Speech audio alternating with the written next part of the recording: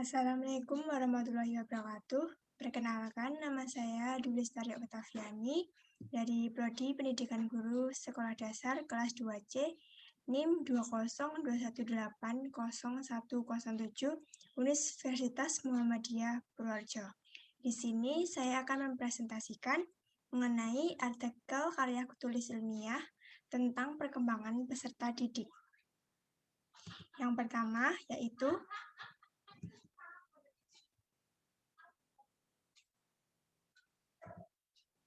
pendahuluan.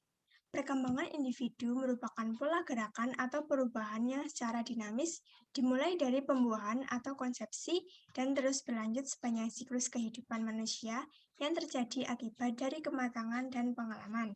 Menurut Hurlok tahun 1991 dan Rice tahun 2002. Perkembangan peserta didik merupakan salah satu faktor pada kualitas pendidikan. Adapun perubahan-perubahan dalam perkembangan individu merupakan hasil dari proses biologis, kognitif, dan sosio-emosional yang saling berkaitan. Proses biologis meliputi perubahan pada sifat individu yang semakin bertambah usia akan mengarah kepada kematangan. Untuk proses kognitif, meliputi perubahan pada pemikiran, inteligensi, dan bahasa individu, sedangkan proses emosional meliputi perubahan pada relasi individu dengan orang lain, serta perubahan emosi dan kepribadian yang menyertainya. Interaksi ketiga faktor tersebut berlangsung sepanjang rentang kehidupan individu. Proses-proses yang saling mempengaruhi menghasilkan periode siklus kehidupan manusia untuk tujuan pengorganisasian materi dan mempermudah siklus kehidupan manusia. Untuk tujuan pengorganisasian materi dan mempermudah pemahaman, pada umumnya para ahli menggambarkan perkembangan dalam beberapa tahap yang disebut tahap perkembangan. Tahap perkembangan meliputi urutan sebagai berikut: periode prakelahiran, masa bayi, masa kanak-kanak awal, masa kanak akhir, masa remaja, masa dewasa awal, masa dewasa madya, dan masa lanjut usia. Tujuan pokok pendidikan dasar adalah membantu siswa dalam mengembangkan kemampuan intelektual dan mentalnya, proses perkembangan sebagai individu yang mandiri, proses perkembangan sebagai makhluk sosial, belajar hidup menyesuaikan diri dengan berbagai perubahan dan meningkatkan kreativitas. Kemudian lanjut pada pembahasan, sebagai seorang pendidik perlu mengetahui dan memahami perkembangan peserta didik dari perspektif sepanjang rentang kehidupan manusia. Tujuan akhir dari perspektif ini adalah untuk membantu hidup individu menjadi kehidupan yang berarti dan produktif. Perspektif sepanjang rentang kehidupan manusia menjelaskan adanya 7 karakteristik dasar yang harus dipahami untuk melihat perkembangan manusia, yaitu yang pertama, perkembangan adalah seumur hidup, yaitu perkembangan yang menyangkut berbagai macam perubahan dari hasil interaksi faktor-faktor seperti yang telah disebutkan akan berlangsung secara berkesinambungan sepanjang siklus kehidupan. Yang kedua, perkembangan bersifat multidimensional, yaitu perkembangan menyangkut berbagai macam ranah perkembangan seperti faktor fisik, intelektual yang menyangkut perkembangan kognitif, dan bahasa, emosi, sosial, dan moral. Yang ketiga, perkembangan adalah multidireksional. Ranah-ranah perkembangan mengalami perubahan dengan arah tertentu. Sebagai contoh, pada masa bayi, perkembangan yang tumbuh pesat adalah ranah fisik, yang kecepatan arah pertumbuhannya tidak sama dengan ranah yang lain. Sementara pada masa kanak-kanak awal, perkembangan emosi dan sosial berkembang lebih pesat dibandingkan dengan perkembangan yang lain. Yang keempat, perkembangan bersifat lentur atau plastis. Hal ini berarti perkembangan berbagai macam ranah dapat distimulasi untuk berkembang secara maksimal. Sebagai contoh, kelanturan berpikir anak-anak dapat diasah sejak dini dengan memberikan latihan-latihan pada anak untuk terbiasa memecahkan masalah dengan baik dengan berbagai macam cara dari hasil eksplorasinya.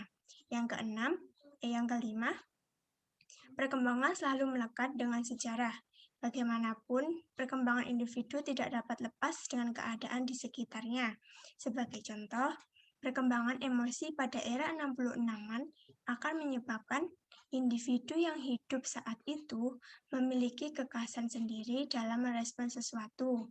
Hal ini dapat dilihat dari benang merah perkembangan individu yang hidup pada era 1990-an. Yang keenam, perkembangan bersifat multidisipliner, yaitu berbagai macam ahli dan peneliti dari disiplin ilmu seperti psikologi, sosiologi, antropologi, neuroscience, kesehatan mental, dan kedokteran mempelajari perkembangan manusia dengan berbagai macam persoalannya. Selanjutnya, yang ketujuh, perkembangan bersifat kontekstual. Hal ini berarti bahwa perkembangan individu mengikuti kondisi saat itu. Perkembangan bersifat kontekstual secara lebih dalam dapat dipahami dengan menghubungkan 3 komponen. Apa saja? Komponen yang pertama adalah pengaruh tingkat usia secara normatif, yaitu adanya pengaruh biologis dari lingkungan yang sama pada kelompok tertentu. Sebagai contoh, di Indonesia, usia mulai masuk sekolah dasar rata-rata adalah 7 tahun. Untuk usia pensiun, rata-rata orang Indonesia dimulai umur 60 tahun. Kemudian, pengaruh keadaan secara normatif, yaitu adanya pengaruh biologis dari lingkungan yang dihidupkan dengan sejarah. Sebagai contoh, pengaruh keadaan sejarah dapat meliputi dampak pada pengaruh keadaan ekonomi, perubahan politik. Misal, setelah perubahan politik di Indonesia dari Orde Lama ke Orde Baru, dan sejak tahun 1998 menjadi era reformasi yang diantaranya berjadikan adanya kebebasan berpendapat dan adanya sifat keterbukaan dalam panggung politik. Kemudian yang terakhir, pengaruh peristiwa kehidupan yang non-normatif, yaitu peristiwa kehidupan yang tidak biasa, yang tidak terjadi pada semua orang, dan seringkali tidak bisa diramalkan. Sebagai contoh, peristiwa bencana alam yang dialami oleh masyarakat Yogyakarta dan Jawa Tengah pada tanggal 27 Mei 2006. Peristiwa ini mengakibatkan dampak secara fisik maupun psikis bagi para korban. Pada peserta didik sekolah dasar, segala bentuk fisik ataupun bentuk mentalnya dalam masa perkembangan yang mana perlu adanya pengawasan dalam psikologis anak. Pemahaman yang baik terhadap karakteristik kebutuhan perkembangan peserta didik, khususnya siswa sekolah dasar, merupakan kunci bagi keberhasilan proses pembelajaran. Sebagaimana yang telah diungkapkan oleh Hamzah B. Uno dan Nurdin Muhammad, bahwa dengan memahami siswa dengan baik, diharapkan kita sebagai pendidik dapat memberikan pelayanan pendidikan yang tepat dan bermanfaat bagi masing-masing anak. Selain itu, pentingnya memahami dan memenuhi kebutuhan perkembangan peserta didik. Bagi guru, menurut ahli, yaitu kita akan memperoleh ekspektasi yang nyata tentang anak dan remaja. Kemudian, pengetahuan tentang psikologi perkembangan anak membantu kita untuk merespon sebagaimana mestinya pada perilaku tertentu seorang anak. Yang ketiga, pengetahuan tentang perkembangan anak akan membantu mengenali berbagai penyimpangan dari perkembangan yang normal. Kemudian, dengan mempelajari perkembangan anak, akan memahami diri sendiri. Yang terakhir, kesimpulan dan saran. Berdasarkan pembahasan yang sudah dipaparkan, dapat ditarik kesimpulan bahwa perkembangan peserta didik, khususnya pada siswa sekolah dasar, dipengaruhi oleh banyak faktor yang dalam perkembangannya perlu dilakukan pengawasan agar terciptanya individu yang baik secara utuh. Untuk saran, perkembangan peserta didik mutlak adanya semenjak kelahiran hingga mampu berkembang di masa mendatang. Hal ini menunjukkan bahwa peran pendidik sangat penting untuk perkembangan peserta didiknya. Sekian presentasi dari saya. Bila ada kekurangan dan kesalahan yang tidak disengaja ataupun disengaja, saya mohon maaf. Sekiranya sekian dari saya. Wassalamualaikum warahmatullahi wabarakatuh.